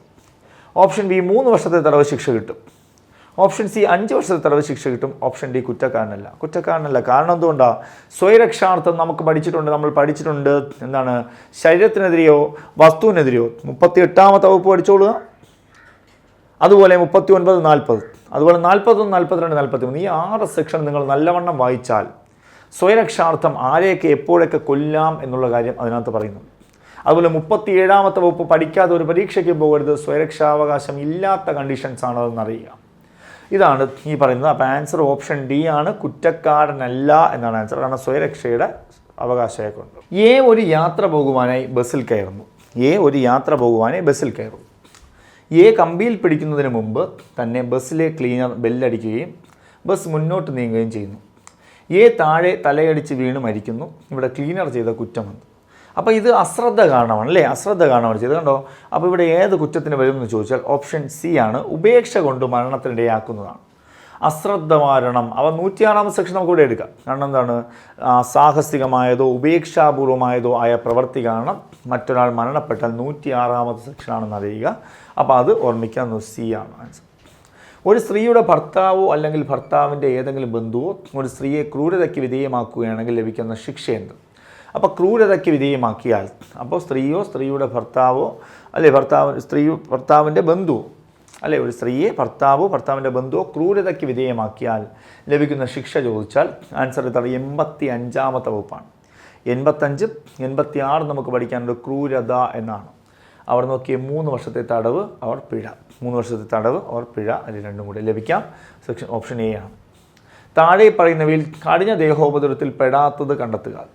കഠിന ദേഹോപദ്രവത്തിൽ പെടാത്തത്, തലയ്ക്കോ മുഖത്തിനോ സ്ഥിരമായ വൈകൃതം ഉണ്ടാക്കുന്നത് കഠിന ദേഹോപദ്രവമാണ്. എല്ലിൻ്റെയും പല്ലിൻ്റെയും പൊട്ടലോ സ്ഥാനഭംഗമോ ഉണ്ടാക്കുന്നത് കഠിന ദേഹോപദ്രവമാണ്. ഒരാളുടെ വൃഷണങ്ങൾ ബലമായി അമർത്തുന്നത് കഠിന ദേഹോപദ്രവമാണ്. ചെവിയുടെയോ കേൾവി സ്ഥിരമായി നഷ്ടപ്പെടുന്നത് കഠിന ദേഹോപദ്രവമാണ്. അപ്പോൾ പെടാത്തത് എന്നാണ് ചോദിച്ചത്, പെടുന്നതെന്നല്ല ചോദിച്ചത്. ഇതിൽ പെടാത്തതെന്ന് വെച്ചാൽ ഒന്നുമില്ല, എല്ലാം പെടും. അപ്പോൾ ആൻസർ മേൽ പറഞ്ഞവയിൽ ഒന്നുമില്ല, പെടാത്തതായിട്ടൊന്നുമില്ല, എല്ലാം പെടും. ആൻസർ ഇതാണ്, ഓപ്ഷൻ ഡി ആണ്. ശ്രദ്ധിച്ച് ആൻസർ ചെയ്യണം. ഓക്കെ. BNS സെക്ഷൻ 26മായി ബന്ധപ്പെട്ട വസ്തുതകൾ ശരിയേത്? അപ്പം BNS സെക്ഷൻ 26മായി ബന്ധപ്പെട്ട വസ്തുതയിൽ ശരിയേത്? ഒരാളുടെ ഗുണത്തിനായി അയാളുടെ സമ്മതത്തോടെ ചെയ്യുന്ന പ്രവൃത്തി ആ വ്യക്തിക്ക് ഹാനി സംഭവിക്കുന്നതിന് കാരണമായാലും കുറ്റകരമാകുന്നില്ല. ഇതിൽ ഗുണം എന്നുകൊണ്ട് ഉദ്ദേശിക്കുന്നത് എന്താണ്? അപ്പോൾ അവിടെ നമുക്ക് നോക്കാം, സാമ്പത്തിക ഗുണമാണോ ജീവൻ രക്ഷിക്കുന്നതും? സാമ്പത്തിക ഗുണം ജീവൻ രക്ഷിക്കുന്നത്, സ്വത്തും ജീവനും രക്ഷിക്കുന്നത്, ഏതാണ് വരുന്നത്? സെക്ഷൻ 26 എന്ന് പറഞ്ഞാൽ ഒരാളുടെ നല്ലതിന് വേണ്ടി അയാളുടെ ജീവൻ രക്ഷിക്കുവാൻ വേണ്ടി ചെയ്യുന്ന പ്രവൃത്തിയാണ്, സമ്മതത്തോടെ. ആൻസർ ഓപ്ഷൻ സി ആണ്, ജീവൻ രക്ഷിക്കുന്നത് എന്നാണ് ആൻസർ. എന്നാണ് ജീവൻ രക്ഷിക്കുന്നത്. അടുത്തത്, he struck at a tip but down fell Tim. ഈ പഴഞ്ചൊല്ലുമായി ബന്ധപ്പെട്ട BNSലെ സെക്ഷൻ ഏത്? അതായത് ചക്കിന് വെച്ചത് കൊക്കിന് കൊണ്ടു എന്നാണ് ഇതിൻ്റെ അർത്ഥം. അതിൻ്റെ അർത്ഥം ആൻസർ ഓപ്ഷൻ സി ആണ് ആൻസർ 102. അതായത് ഒരാളെ കൊല്ലാൻ ശ്രമിച്ചു, ആൾ മാറി, മറ്റൊരാൾ മരണപ്പെട്ടു. ഇതാണ് ആൻസർ ഓപ്ഷൻ സി. ക്ലിയർ ആണോ? മനസ്സിലാവുന്നുണ്ട്. അടുത്തത്, ഇസഡിന് സ്വന്തമായ ഒരു സർക്കാർ പ്രോമിസറി നോട്ടിൽ ഏത് വകയ്ക്കാണെന്ന് പറഞ്ഞിട്ടില്ലാത്ത ഒരു അധികാരപ്പെടുത്തൽ ഇരിക്കുന്നതിനെ എ കാണുന്നു. ആ നോട്ട് ഇസഡിന് സ്വന്തമാണെന്ന് അറിഞ്ഞുകൊണ്ടും അതിനെ പിന്നീട് ഇസഡിൻ്റെ അടുക്കൽ തിരികെ ഏൽപ്പിക്കണമെന്ന് ഉദ്ദേശിച്ചുകൊണ്ടും ആ നോട്ടിനെ ഒരു ബാങ്കറിൻ്റെ വശം ഒരു കടത്തിൻ്റെ ഉറപ്പ് പത്രമായി പണയം വയ്ക്കുന്നു. എ ചെയ്ത കുറ്റം എന്ത് എന്നാണ്. അപ്പോൾ ഇവിടെ ഇസഡിന് സ്വന്തമായ ഒരു സർക്കാർ പ്രോമിസറി നോട്ടിൽ ഏത് വകയ്ക്കാണെന്ന് പറഞ്ഞിട്ടില്ലാത്ത ഒരു അധികാരപ്പെടുത്തൽ ഇരിക്കുന്നതിനെ എ കാണുന്നു. ആ നോട്ട് ഇസഡിൻ്റെ സ്വന്തമാണെന്ന് അറിഞ്ഞുകൊണ്ട് പിന്നീട് ഇസഡിന് കൊടുക്കാം എന്ന് പറഞ്ഞുകൊണ്ട് എ എന്ത് ചെയ്തു? ദുരുദ്ദേശപരമായി അതിനെ എടുത്ത് ഉപയോഗിക്കുന്നു. അപ്പോൾ നമ്മൾ എപ്പോഴും പറഞ്ഞിട്ടുള്ള കാര്യം, ഈ ക്വസ്റ്റ്യൻ മനസ്സിലാക്കാൻ ഇത്തിരി പ്രയാസമാവും. അവിടെ നിങ്ങൾ ഓർക്കേണ്ട കുറ്റം എന്ന് പറയുന്നത് എപ്പോഴും മനസ്സിലാക്കണം, ഒരാളുടെ വസ്തു അന്യായമായി നമ്മളുടെ അല്ലെങ്കിൽ നമ്മുടെ കൈവശമെത്തി, അത് ആരുടേതാണെന്ന് അറിഞ്ഞിട്ട് തിരികെ കൊടുക്കാൻ മനസ്സ് കാണിച്ചില്ലെങ്കിൽ അത് ദുർവിനിയോഗം എന്നറിയുക. ഓപ്ഷൻ സി ആണ് ആൻസർ. വസ്തുക്കളെ വഞ്ചനാപരമായി ദുർവിനിയോഗം ചെയ്യുന്നത്. സ്വകാര്യ വ്യക്തിയാൽ ഒരാൾ അറസ്റ്റ് ചെയ്യപ്പെടുകയാണെങ്കിൽ എത്ര സമയത്തിനുള്ളിൽ അയാളെ അടുത്ത പോലീസ് സ്റ്റേഷനിൽ എത്തിക്കണം? അപ്പോൾ സ്വകാര്യ വ്യക്തിയാലുള്ള അറസ്റ്റ് നമ്മൾ പഠിച്ചിട്ടുള്ളതാണ്. അതിൽ മാക്സിമം നേരത്തെ CRPC ആയിരുന്നപ്പോൾ ഉള്ളത് എത്രയും വേഗം വന്നായിരുന്നു. പക്ഷേ ഇവിടെ ഇനിയുള്ളത് 6 മണിക്കൂറിനുള്ളിൽ എത്തിക്കണം. അതുപോലെ താഴെ നൽകിയിട്ടുള്ള പ്രസ്താവനകളിൽ തെറ്റായ പ്രസ്താവന ഏത്? അറസ്റ്റ് ചെയ്യപ്പെടുന്ന ആളെ അറസ്റ്റിനുള്ള കാരണങ്ങളും ജാമ്യത്തിനുള്ള അവകാശവും അറിയിക്കേണ്ടതാണ്. ശരിയാണ്. അറസ്റ്റിനെക്കുറിച്ച് ബന്ധുവിനെയോ സുഹൃത്തിനെയോ അറിയിക്കാൻ അറസ്റ്റ് ചെയ്യപ്പെട്ട വ്യക്തിക്ക് അവകാശമുണ്ട്. ശരി. അറസ്റ്റിൻ്റെ വിവരങ്ങൾ ജില്ലയിലെ നിയുക്ത പോലീസ് ഓഫീസർക്ക് നൽകണമെന്ന് നിർബന്ധമല്ല. അത് നിർബന്ധമാണ്. അപ്പോൾ തെറ്റായ പ്രസ്താവനയാണ് ചോദിച്ചത്. ഓപ്ഷൻ സി ആണ്. കാരണം BNSSലെ 37ാമത്തെ വകുപ്പ്, ഭാരതീയ നാഗരിക സുരക്ഷാ സംഹിതയിലെ 37ാമത്തെ വകുപ്പ് പറയുന്നത് എന്താണ്? അറസ്റ്റിൻ്റെ വിവരങ്ങൾ ജില്ലയിലെ നിയുക്ത പോലീസ് ഉദ്യോഗസ്ഥൻ. നിയുക്ത പോലീസ് ഉദ്യോഗസ്ഥൻ ആരാണ്? ASI റാങ്കിൽ കുറയാത്ത ഉദ്യോഗസ്ഥനാണ്. അസിസ്റ്റൻറ്റ് സബ് ഇൻസ്പെക്ടർ ഓഫ് പോലീസിൽ കുറയാത്ത ഉദ്യോഗസ്ഥൻ അറിഞ്ഞിരിക്കണം എന്നാണ് അവിടെ ആൻസർ. താഴെ തന്നിരിക്കുന്ന പ്രസ്താവനകൾ പരിശോധിക്കുക. അറസ്റ്റ് ചെയ്യപ്പെടുന്ന വ്യക്തി രക്ഷപ്പെടുന്നത് തടയാനായി ഏത് വിധത്തിലുള്ള നിയന്ത്രണവും ഏർപ്പെടുത്താം. വാറണ്ട് ഇല്ലാതെ ഒരാളെ അറസ്റ്റ് ചെയ്യുന്നതിനായി പോലീസിന് പ്രാദേശിക അധികാരപരിധിക്ക് അപ്പുറം പോകാൻ കഴിയില്ല. 2 പ്രസ്താവനയും ശരിയാണ്, 2 പ്രസ്താവനയും തെറ്റാണ്. അപ്പോൾ ഓപ്ഷൻ ഡി ആണ്, 2 പ്രസ്താവനയും തെറ്റാണെന്നാണ്. അതായത് അറസ്റ്റ് ചെയ്യപ്പെടുന്ന വ്യക്തി രക്ഷപ്പെടുന്നത് തടയാനായി ഏത് വിധത്തിലുള്ള നിയന്ത്രണവും ഏർപ്പെടുത്താമെന്ന് പറയാൻ പറ്റില്ല. കാരണം നമുക്ക് 46ാമത്തെ വകുപ്പിൽ പഠിച്ചിട്ടുണ്ട്, ആവശ്യത്തിലും അധികം നിയന്ത്രണപ്പെടുത്താൻ പാടില്ല. അതുപോലെ 2, വാറണ്ട് ഇല്ലാതെ ഒരാളെ അറസ്റ്റ് ചെയ്യുന്നതിനായി പോലീസിന് പ്രാദേശിക അധികാരപരിധിക്ക് അപ്പുറം പോകാനൊക്കെ പറ്റും. അപ്പോൾ 2 പ്രസ്താവനയും തെറ്റാണെന്നറിയുക. ഓപ്ഷൻ ഡി ആണ് ആൻസർ. പോലീസ് ഉദ്യോഗസ്ഥന് താഴെ നൽകിയിട്ടുള്ള ഏതൊക്കെ സാഹചര്യങ്ങളിൽ കൈവിലങ്ങ് ഉപയോഗിക്കാം? കൈവിലങ്ങ് ഉപയോഗിക്കാമെന്ന് പറഞ്ഞാൽ വലിയ കുറ്റങ്ങളാണ്, തീവ്രവാദ പ്രവർത്തനം, മയക്കുമരുന്ന്, കൊലപാതകം, എല്ലാത്തിലും കൈവിലങ്ങ് ഉപയോഗിക്കാം എന്ന് തന്നെയാണ് പറയുന്നത്. ഓപ്ഷൻ ഡി ആണ് ശരി ഉത്തരം. താഴെ പറയുന്നവയിൽ ഏതാണ് വാറണ്ട് കേസായി പരിഗണിക്കാവുന്ന കുറ്റകൃത്യം? നമുക്കറിയാം 2 Clause X summons case, 2 OI ഇര, 2 Z വാറണ്ട് കേസ്. ഈ വാറണ്ട് കേസുമായി ബന്ധപ്പെട്ട് ഏതാണെന്ന് ചോദിച്ചു കഴിഞ്ഞാൽ 2 വർഷത്തിൽ കവിയുന്ന തടവ് ശിക്ഷ ലഭിക്കാവുന്ന കുറ്റകൃത്യമാണെങ്കിൽ അത് വാറണ്ട് കേസായി പരിഗണിക്കും. ഓർമ്മയുണ്ടല്ലോ 2 Z. അടുത്തത്, പൊതുജനങ്ങൾക്ക് എപ്പോഴെല്ലാം മജിസ്ട്രേറ്റിനും പോലീസിനും പിന്തുണ നൽകാൻ കഴിയും? നമ്മളിത് ഫസ്റ്റ് മൊഡ്യൂളുകളിലാണ് പഠിക്കുന്നത്. BNSSലെ മജിസ്ട്രേറ്റോ പോലീസ് ഉദ്യോഗസ്ഥനോ അറസ്റ്റ് ചെയ്യാൻ അധികാരം നൽകിയിട്ടുള്ള വ്യക്തിയെ പിടികൂടുവാൻ വേണ്ടി, ആ വ്യക്തി രക്ഷപ്പെടുന്നത് തടയുന്നതിന് വേണ്ടി, ഏതെങ്കിലും പൊതുസ്വത്തിന് കേടുപാടുകൾ വരുത്തുന്നത് തടയാൻ വേണ്ടി. നല്ല കാര്യമല്ലേ? ഈ 3 കുറ്റകൃത്യങ്ങളാണ്. എന്താണ്? മജിസ്ട്രേറ്റോ പോലീസ് ഉദ്യോഗസ്ഥനോ അറസ്റ്റ് ചെയ്യാൻ അധികാരം നൽകിയിട്ടുള്ള വ്യക്തിയെ പിടികൂടുവാൻ വേണ്ടി, ആ വ്യക്തി രക്ഷപ്പെടുന്നത് തടയാൻ വേണ്ടി, ഏതെങ്കിലും പൊതുസ്വത്തിന് കേടുപാടുകൾ വരുത്തുന്നത് തടയുവാൻ വേണ്ടി. അപ്പോൾ ഇത് 3 തടയുവാൻ വേണ്ടി എന്ത് ചെയ്യാം? ഏതെങ്കിലും ഒരു മജിസ്ട്രേറ്റിനെയോ പോലീസിനെയോ ജനങ്ങൾക്ക് സഹായിക്കാം. അപ്പോൾ ആൻസർ എന്താണ്? ഓപ്ഷൻ ഡി ആണ്. മുകളിൽ പറഞ്ഞവ എല്ലാം എന്നാണ് ആൻസർ. MC നോട്ടൻസ് കേസ് BNSലെ ഏത് വകുപ്പുമായി ബന്ധപ്പെട്ടിരിക്കുന്നു? നമുക്കറിയാം ഇദ്ദേഹമാണ് ഇൻസാനിറ്റി അല്ലെങ്കിൽ ചിത്തഭ്രമവുമായി ബന്ധപ്പെട്ട പരീക്ഷണം നടത്തിയ വ്യക്തി. അപ്പോൾ ആൻസർ ഇൻസാനിറ്റി അല്ലെങ്കിൽ ചിത്തഭ്രമം, അല്ലെങ്കിൽ ഓർമ്മിക്കുക അൺസൗണ്ട് മൈൻഡ്, മാനസിക വെല്ലുവിളി നേരിടുന്ന വ്യക്തിയെ പറ്റി പറയുന്ന സെക്ഷൻ 22 ആണെന്നറിയുക, ഇൻസാനിറ്റി. അടുത്ത ക്വസ്റ്റ്യനിലേക്ക് പോകുന്നു. BNSS സെക്ഷൻ 36 പ്രകാരം ശരിയായത് ഏത്? 36ാമത്തെ പ്രസ്താവന എന്ന് പറഞ്ഞാൽ അറസ്റ്റ് ചെയ്യുന്നത് എങ്ങനെയെന്നാണ്. നോക്കാം. അറസ്റ്റ് ചെയ്യുന്ന ഉദ്യോഗസ്ഥന് തൻ്റെ തിരിച്ചറിയൽ രേഖ കാണും വിധം ധരിക്കണം. ശരി. അറസ്റ്റ് ചെയ്യുന്ന അവസരത്തിൽ അറസ്റ്റ് മെമ്മോറാണ്ടം തയ്യാറാക്കണം. ശരിയാണ്. അറസ്റ്റ് ചെയ്യപ്പെട്ട ആൾ മെമ്മോറാണ്ടത്തിൽ ഒപ്പുവയ്ക്കണം. ശരിയാണ്. 1, 2, 3 ശരിയാണ്. അപ്പോൾ ഓപ്ഷൻ ഡി ആണ് 1, 2, 3 ശരിയാണെന്ന് അറിയുക. അറസ്റ്റുമായി ബന്ധപ്പെട്ട കാര്യങ്ങൾ 36ാമത്തെ വകുപ്പിൽ നിന്ന് അറിയുക. കൊലപാതക കേസിലെ പ്രതിയെ അറസ്റ്റ് ചെയ്യുന്ന നേരത്ത് ദേഹപരിശോധന നടത്താൻ അധികാരപ്പെട്ടവർ ആരാണ്? അപ്പോൾ ഒരാളെ പിടിച്ചു കഴിഞ്ഞാൽ ദേഹപരിശോധനയുമായി ബന്ധപ്പെട്ട സെക്ഷനുണ്ട്. അപ്പോൾ അത് ആർക്കാണ് അധികാരം എന്ന് ചോദിച്ചാൽ സ്വകാര്യ വ്യക്തിയാണ് പ്രതിയെ അറസ്റ്റ് ചെയ്യുന്നതെങ്കിൽ ആ വ്യക്തി, സീനിയർ പോലീസ് ഉദ്യോഗസ്ഥൻ, എക്സിക്യൂട്ടീവ് മജിസ്ട്രേറ്റ്, അറസ്റ്റ് രേഖപ്പെടുത്തിയ പോലീസ് ഉദ്യോഗസ്ഥൻ. ആൻസർ ഓപ്ഷൻ സി ആണ്. അറസ്റ്റ് രേഖപ്പെടുത്തിയ പോലീസ് ഉദ്യോഗസ്ഥനാണ്. അറസ്റ്റ് രേഖപ്പെടുത്തിയ പോലീസ് ഉദ്യോഗസ്ഥനാണ് അയാളെ പിടിക്കാനുള്ള അധികാരമുള്ള, അയാളെ ദേഹപരിശോധന നടത്താനുള്ള അധികാരമുള്ളത്. ചിത്തഭ്രമമുള്ള ഇസഡ് എ എന്നയാളെ കൊല്ലാൻ ശ്രമിക്കുന്നു. അപ്പോൾ ഇത് 36ാമത്തെ വകുപ്പ്, BNSലെ 36ാമത്തെ വകുപ്പ് സ്വയരക്ഷാവകാശവുമായി ബന്ധപ്പെട്ട വകുപ്പാണ്. കണ്ടോ, ചിത്തഭ്രമമുള്ള ഇസഡ് എ എന്ന ആളെ കൊല്ലാൻ ശ്രമിക്കുന്നു. ഇസഡ് ഒരു കുറ്റത്തിനും അപരാധിയായി തീരുന്നതല്ല. എന്നാൽ ഇസഡ് സ്ഥിരബുദ്ധിയുള്ളവൻ ആയിരുന്നെങ്കിൽ എക്ക് എന്ത് സ്വയരക്ഷാവകാശം ഉണ്ടായിരുന്നോ അതേ അവകാശം ഇസഡിന് ചിത്തഭ്രമമുള്ളപ്പോൾ ലഭ്യമാണ്. ഇതിൽ പ്രസ്താവന എയും ബിയും ആണ്. രണ്ടും ശരിയാണോ രണ്ടും തെറ്റാണോ എന്താണെന്ന് നോക്കാം. അതായത് ചിത്തഭ്രമമുള്ള ആളിനെതിരെ നമ്മൾ സ്വയരക്ഷാവകാശം പ്രയോഗിച്ചാലും കുഴപ്പമില്ല. കാരണം നമുക്ക് നമ്മുടെ ജീവനാകരുത്. അയാൾക്ക് അറിയില്ലല്ലോ, അയാൾ നമ്മളെ കൊല്ലാൻ വരികയാണെങ്കിൽ നമുക്ക് സ്വയരക്ഷാവകാശം പ്രയോഗിക്കാം. 36ാമത്തെ വകുപ്പിൽ പറയുന്നതാണ്. അതുകൊണ്ട് യാതൊരു കുറ്റവുമില്ല. അപ്പോൾ ഓപ്ഷൻ ബി ആണ് പ്രസ്താവന ശരിയാണ് എന്നാണ് ആൻസർ. ഈ പ്രസ്താവന ശരിയാണ്. നന്നായിട്ട് പഠിച്ചോളണം ഈ സെക്ഷൻ. അടുത്തത് child line toll free number എത്രയെന്നാണ്. അതെല്ലാവർക്കും അറിയാം. ഏതാണ്? ഓപ്ഷൻ എ ആണ്. 1098 ആണ് child line toll free number.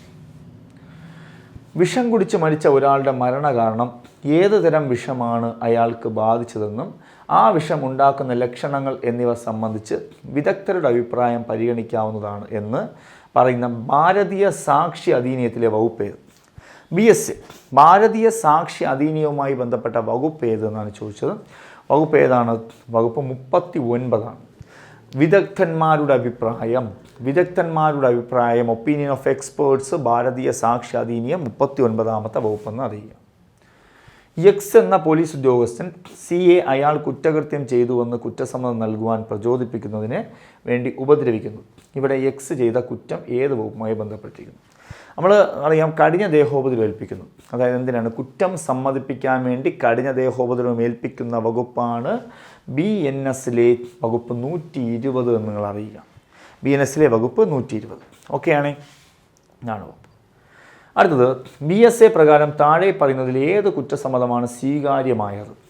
കുറ്റസമ്മതം സ്വീകാര്യമായത് എപ്പോൾ? ഉയർന്ന പോലീസ് ഉദ്യോഗസ്ഥൻ്റെ സാന്നിധ്യത്തിൽ തടങ്കലിൽ വെച്ച് നടത്തുന്നത് അത് സ്വീകാര്യമല്ല. മാപ്പ് സാക്ഷിയാക്കാമെന്ന വ്യവസ്ഥയിൽ പോലീസ് കസ്റ്റഡിയിൽ വെച്ച് നടത്തുന്നത് സ്വീകാര്യമല്ല. മജിസ്ട്രേറ്റിന് മുമ്പാകെ നടത്തുന്നത് സ്വീകാര്യമാണ്. ആൻസർ 3 ആണ് ശരി ഉത്തരം. ഓപ്ഷൻ സി 3 ആണ് ശരി ഉത്തരം. മജിസ്ട്രേറ്റിൻ്റെ മുമ്പിൽ നടത്തുന്നത് മാത്രമേ സ്വീകാര്യമായിട്ടുള്ളൂ. അല്ലാതെ ഏത് പ്രചോദനമോ ഭീഷണിയോ ഉണ്ടെങ്കിലും എന്താണ് കുറ്റസമ്മതം സ്വീകാര്യമല്ല എന്ന് പറയുന്ന വകുപ്പാണ് BSAയിലെ 22 എന്നറിയുക. അതുപോലെ BNSSലെ 182 അറിയുക. ഓക്കെ, അടുത്ത ക്വസ്റ്റ്യനിലേക്ക് പോകാം. BNSലെ ലൈംഗിക പീഡനത്തെക്കുറിച്ച് തെറ്റായത് ഏതാണ്?